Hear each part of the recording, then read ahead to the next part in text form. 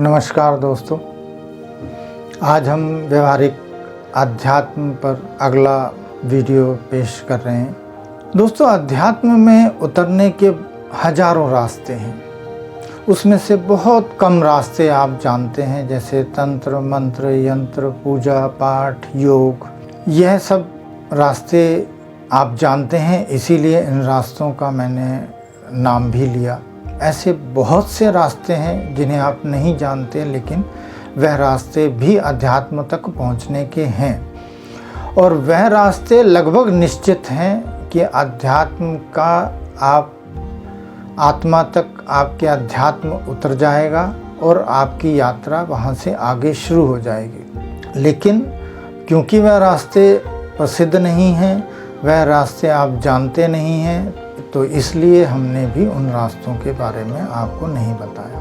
मेरा यह मानना है कि अध्यात्म में आगे बढ़ने के लिए सबसे आसान, सबसे सुलभ उपाय एक ही है, एक ही तरीका है, और वह हम भूले बैठे हैं, और वह तरीका है प्रेम। प्रेम एक ऐसा तरीका है जिससे आप अध्यात्म में बहुत जल्दी तरक्की कर सकते हैं। आप मानेंगे नहीं, लेकिन यह सच है कि अध्यात्म की धुरी प्रेम पर ही टिकी हुई है। अध्यात्म की शुरुआत कहीं से भी हो, अंत प्रेम पर ही होता है। आप ध्यान से शुरू करें या फिर कुंडलिनी जागरण से, अंत प्रेम में डूब जाने पर ही होगा। आप शारीरिक योग से शुरू करें या शुद्ध भोजन या आचरण से शुरू करें, लेकिन अंत प्रेम पर ही होगा। इन सब तरीकों से शुरू करने पर एक ही अंत आता है। वह अंत की शुरुआत है, क्योंकि वह अंत अनंत में खो जाता है। क्योंकि प्रेम एक ऐसा प्रेम है, वह प्रेम ऐसा भक्ति में भाव लिए हुए डूबा हुआ प्रेम है, जिस प्रेम का कोई अंत नहीं। वह प्रेम अनंत है। और आज आप जिस प्रेम को जानते हैं, उस सारे प्रेम का एक अंत है। आप एक व्यक्ति को प्रेम करते हैं, उसके बारे में जब जान जाते हैं तो उस प्रेम का अंत आ जाता है। आपने ऐसे बहुत लोग, और आप भी शायद बोलते होंगे कि आज वह प्रेम, वह बात, वह रिश्ता नहीं रह गया। क्यों नहीं रह गया? कभी आपने सोचा? दोस्तों, वह प्रेम इसलिए नहीं रह गया क्योंकि आज हम प्रेम का व्यापार कर रहे हैं। उसने ऐसा किया तो मैं करूँगा, उसने मुझे प्रेम नहीं किया तो मैं भी नहीं करूँगा, उसने मुझे प्रेम नहीं दिया तो मैं भी प्रेम नहीं दूँगा। तो ये लेन देन सिर्फ व्यापार में होता है। प्रेम तो एक तरफा होता है। प्रेम वैसा ही होता है जैसा मीरा ने किया। वह भक्ति में इस तरह से खो गई कि वह डूब गई। आपको अध्यात्म भी यही कहता है कि आपने डूब जाना। आपने ईश्वर को नहीं देखा, लेकिन आप बिना देखे हुए भी आप उसमें डूबने की कोशिश करते हैं, उसके प्रेम में डूबने की कोशिश करते हैं। लेकिन नहीं, आज ऐसा नहीं हो रहा। आज हम ईश्वर को भी प्रेम लेन देन की भाषा में ही करते हैं। हम मंदिर में जाते हैं, मंदिर में मूर्ति के आगे खड़े होकर ये बोलते हैं कि हमारे को ये काम हो जाएगा तो हम इतने का प्रसाद चढ़ाएंगे। हम अपने मन में यह स्थापित करते हैं कि मेरा यह काम हो जाएगा तो मैं आपके दर्शन करने आऊँगा, मैं इतने का छत्र चढ़ाऊँगा, मैं ये करूँगा, मैं वो करूँगा। तो ये कोई प्रेम है? ये भी तो व्यापार ही चल रहा है। हम उस अनंत प्रेम को खो ही चुके हैं। हम वह बात समझ ही नहीं पा रहे कि हम आज ईश्वर से भी लेन देन कर रहे हैं। तो अगर आज रिश्तों में लेन देन चल रहा है प्रेम का, एक प्रेमी प्रेमिका में लेन देन चल रहा है, तो कोई गलत बात नहीं है, क्योंकि यह लेन देन तो हम ईश्वर से भी कर रहे हैं। दोस्तों, आपने कभी सोचा कि आखिर ऐसा क्यों हो रहा है? क्योंकि आज हमने अपनी बुद्धि को ही सब कुछ मान लिया है। हर बात तराजू पर तोली जाती है, जबकि अध्यात्म में बुद्धि सब कुछ नहीं है। हम सब आज बुद्धि पर भरोसा करते हैं, इसीलिए भटक रहे हैं। मंजिल दूर, अति दूर होती जा रही है, क्योंकि कुछ ऐसा है जो हमारी बुद्धि इस संसार, इस विज्ञान से परे है, और वो और कोई नहीं, वह ईश्वर ही है। ईश्वर को पाने का सबसे आसान तरीका प्रेम है, जिसे हम भूल चुके हैं। प्रेम में बुद्धि या मन का कोई काम नहीं, वह तो आध्यात्मिक रहस्य है जिस रास्ते को हम आसानी से चलते हुए आगे बढ़ सकते हैं, लेकिन हम उस रास्ते को अपनाना नहीं चाहते। हम उस रास्ते पर चलना नहीं चाहते क्योंकि हम यह कहते हैं कि जब दूसरे नहीं चल रहे तो हम उस पर क्यों चलें। यानी हम प्रेम का रास्ता, जिस रिश्ते, जिस संसार में हम जी रहे हैं, उस संसार में हर रिश्ता प्रेम पर निर्भर है, लेकिन हम उसी को छोड़ रहे बैठे हैं।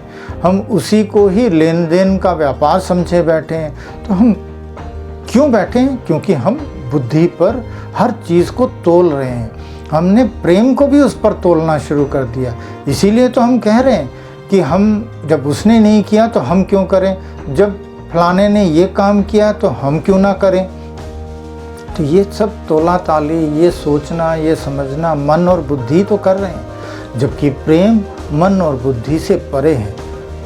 क्योंकि प्रेम अनंत है, मन और बुद्धि दोनों का एक अंत है, एक छोर है, लेकिन प्रेम का अंत नहीं है, वह अनंत। दोस्तों, बुद्धि और मन पर हम ज़्यादा विश्वास करने लगे हैं, इसीलिए हमारी प्रेम के प्रति खोज, प्रेम के प्रति भावना कमज़ोर होती चली जा रही है और वो धीरे धीरे व्यापार में तब्दील हो रही है। आप एक बात समझिए कि आप एक कुआं खोदने के लिए निकलते हैं।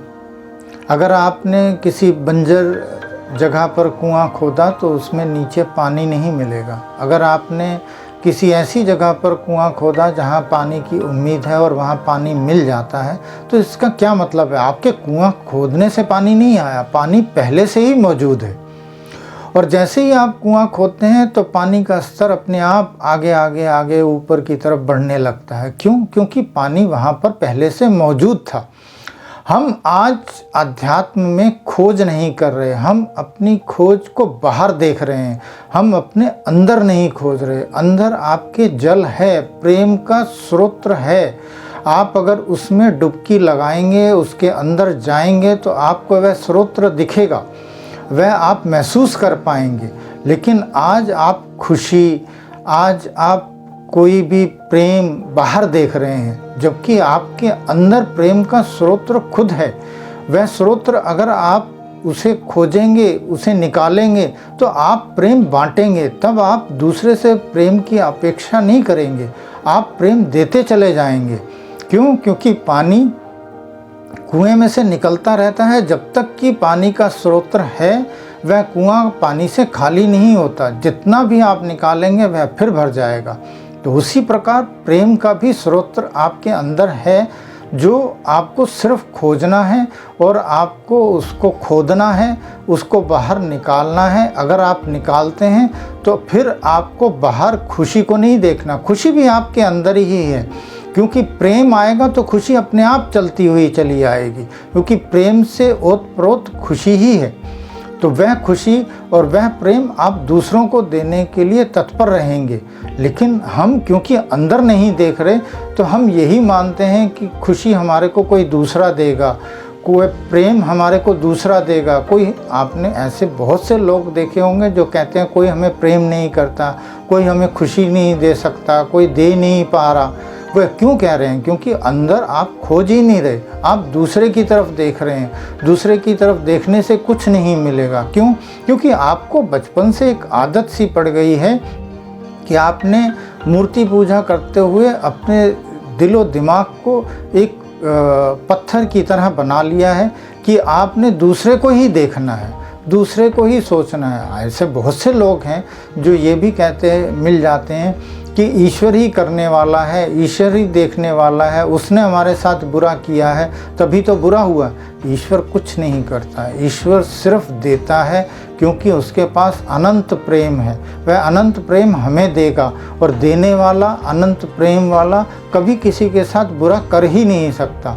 जो भी बुरा हो रहा है या बुरा होने वाला है या बुरा हो चुका है, वह सब आपके कर्मों का फल था कि आप कर्म कर रहे हैं। आप बंजर जगह पर कुछ खोद रहे हैं, कुआं ढूंढ रहे हैं, तो आपको नहीं मिलेगा, क्योंकि आपने वह प्रेम उसका खोज अंदर नहीं करी है, आप बाहर कर रहे हैं। वरना अगर आपने अंदर की होती तो बाहर जब आप कुआं खोदने के लिए चलते तो आपको अवश्य ही पानी से ओत-प्रोत कुआं मिलता, लेकिन ऐसा होता नहीं। दोस्तों, आपने कभी यह बात भी सोची कि ईश्वर या प्रेम अनंत है क्यों कहा जाता है?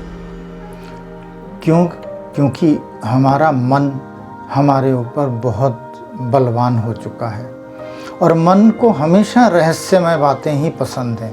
आप इसकी एक बहुत सी एग्जाम्पल्स हैं कि आपने एक मूवी देखी, एक किताब पढ़ी, आप किसी जगह गए तो वह पहली बार, क्योंकि वह रहस्यमयी थी, आपको उसके बारे में नहीं पता था, जब आपने पढ़ा, देखा, सोचा, समझा तो आपको बहुत अच्छा लगा। लेकिन वही दूसरी बार आपने किया, वही सेम मूवी, सेम किताब, सेम जगह गए तो आपके लिए वह, क्योंकि अब रहस्यमय नहीं रह गया तो इसलिए आपको उसमें उतना इंटरेस्ट नहीं आया। तीसरी बार और कम, चौथी बार और कम और पांचवी बार वह एक मशीनी रूप धारण कर लेगा कि आप पढ़ रहे हैं लेकिन आपका ध्यान वहाँ पर नहीं है। तो ईश्वर अनंत इसीलिए है क्योंकि उसे भी पता है कि मन जो उसने, ईश्वर ने बनाया है, यह अगर मेरा दूसरा छोर पालेगा तो ये मुझे भी छोड़ देगा और आगे बढ़ जाएगा। इसीलिए प्रेम है कि प्रेम का आपने भी देखा होगा कि जैसे एक कहावत भी है कि आपको हमेशा खुली किताब होना चाहिए। तो खुली किताब एक प्रैक्टिकल लाइफ में पॉसिबल नहीं है, क्योंकि जब आपकी सारी किताब दूसरे ने पढ़ ली, आपके बारे में सब कुछ जान लिया, तो उसका इंटरेस्ट कम हो जाता है। तो आज के रिश्ते में आपने देखा हो कि जो पति पत्नी अपना सब कुछ दूसरे को बता देते हैं तो उनका आपसी इंटरेस्ट कम हो जाता है। लेकिन अगर वो आपसी इंटरेस्ट बनाए रखते हैं, प्रेम बनाए रखते हैं और रहस्यमयी बातें करते रहते हैं तो उनका प्रेम आगे ही आगे बढ़ता ही चला जाता है। क्यों? क्योंकि हमारे मन को रहस्य ही पसंद है। जैसे ही कोई चीज़ उसके सामने रहस्य की खुल जाती है तो मन आगे बढ़ जाता है। आपने पहली बार किसी चीज़ का टेस्ट किया हो तो क्योंकि वह टेस्ट आपके लिए रहस्यमय था तो आपको बहुत अच्छा लगा, दूसरी बार और अच्छा लगा, तीसरी बार थोड़ा कम अच्छा लगेगा, चौथी बार और कम अच्छा लगेगा, पांचवी बार वह आपके मन से उतर जाएगा, क्योंकि अब उसमें वह रहस्य नहीं रह गया। तो मन रहस्य की तरफ ही तेज़ी से बढ़ता है। इसीलिए ईश्वर जो है वह अनंत है, ईश्वर का प्रेम अनंत है और आपको इस मन को छोड़कर आगे की तरफ बढ़ना है।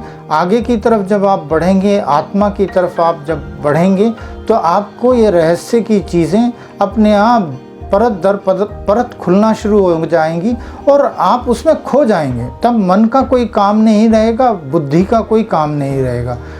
तब आपको एक व्यावहारिकता में हर चीज़ अपने आप आ जाएगी, क्योंकि अध्यात्म आपकी आत्मा की आवाज़ को ही ऊपर उठाता है, जो कि आज के युग में, आज के समय में आत्मा की आवाज़ दब चुकी है। हमारा मन और हमारी बुद्धि बहुत ऊंचे उठ चुके हैं। हम हर चीज़ में अपने मन और बुद्धि से ही काम करते हैं, हर चीज़ को तोलते हैं। ये चीज़ पूरी नहीं है, ये चीज़ कम है, ये चीज़ ऐसे है, ये चीज़ वैसे है। कौन तोल रहा है? कौन देख रहा है? हमारी बुद्धि। कौन मेमोरी में ला रहा है? हमारा मन।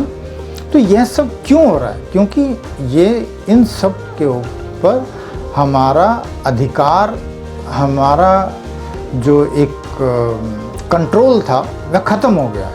अब हम सिर्फ बुद्धि और मन के बहकावे में ही फंसते चले जा रहे हैं। धन्यवाद।